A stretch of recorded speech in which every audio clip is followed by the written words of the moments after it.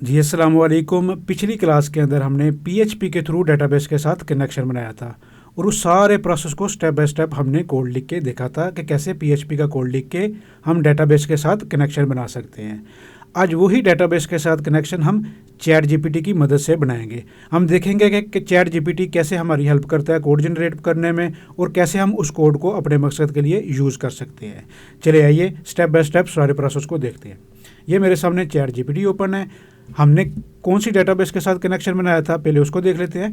Test web के नाम से डेटाबेस थी जिसके साथ हमने कनेक्शन बनाया था, और अभी जो मेरे पास फाइल ओपन है टेस्ट वेब के अंदर जो फाइल पड़ी हुई है PHP कनेक्शन डॉट PHP, जिसके ऊपर PHP का पूरा कोड हमने लिखा था और उसको मैंने रिफ्रेश किया। अभी वो कनेक्शन सक्सेसफुल का मैसेज दे रही है।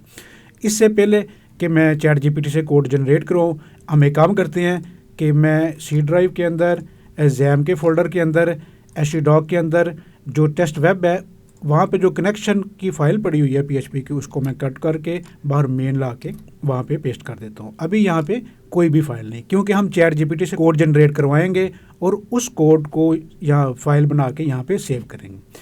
चलिए ये देखते हैं। अब दोबारा मैं रिफ़्रेश करता हूँ तो यहाँ पे उसने नॉट फाउंड का मैसेज दे दिया, क्योंकि टेस्ट वेब के अंदर जो कनेक्शन डॉट PHP की फ़ाइल थी वो अभी हमने वहाँ से उठा के बाहर मेन में ला के रख दिया है। तो अभी उसने मैसेज शो करवा दिया यहाँ वहाँ पे कोई फाइल ही नहीं है, कोई फाइल ही नहीं उस जगह पे हमें मुझे मिली। तो चले चैट जीपीटी के ऊपर, यहाँ पे मैं कोड लिखता हूँ कि मुझे PHP का कोड लिख दो डेटाबेस के साथ कनेक्शन बनाने के लिए, और मेरी डेटाबेस का नेम टेस्ट वेब है। ठीक है, सिंपल। कोई स्टूडेंट है जिसको इंग्लिश नहीं भी समझ आती तो वो सिंपल जो हम रोमन उर्दू यूज़ करते हैं आपस में मैसेजिंग करने के लिए, सेम उसी तरह टाइप करके वो पूरी डिटेल उसको बता सकता है चैट जीपीटी को कि मैंने क्या करना है, PHP के कोड के साथ डेटाबेस के साथ कनेक्शन बनाना है और मेरी डेटाबेस का नेम टेस्ट वेब है। उसको मैंने डेटाबेस का नेम भी बता दिया और ये भी बता दिया कि मुझे PHP का कोड चाहिए। अब उसने पूरे का पूरा कोड मुझे लिख दिया, कोडिंग जो है वो मुझे जनरेट करके दे दी और साथ बता भी दिया किस कोड का क्या मकसद है।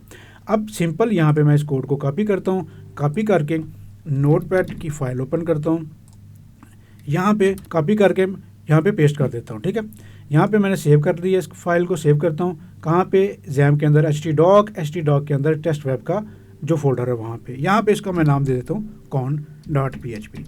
ठीक है, पहले जो फाइल बनाई थी हमने connection.php थी, अब मैंने सिर्फ इसका सिंपल नाम रख दिया con.php। ठीक है, अब मैं इसको सेव करता हूँ।